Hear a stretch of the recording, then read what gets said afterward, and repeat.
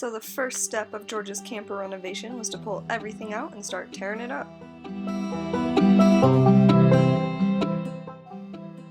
When George first bought the camper, he saw that there was some mold and rotting in the bathroom and assumed there would be some more in the rest of the camper, but didn't realize how bad it would actually be.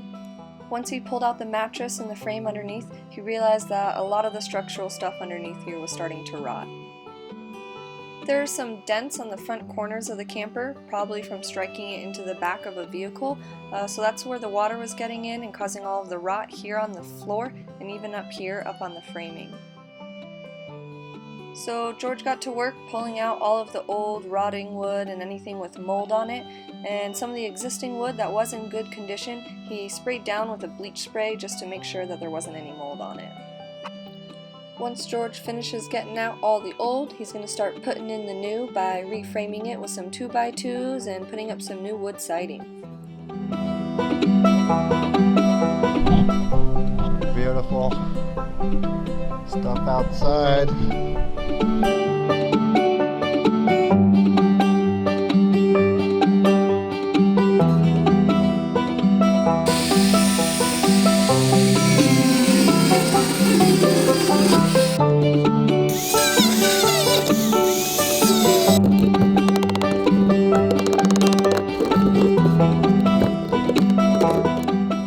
Once we start getting the frame worked out, we'll upload a new video on what we're doing, so make sure you stay tuned.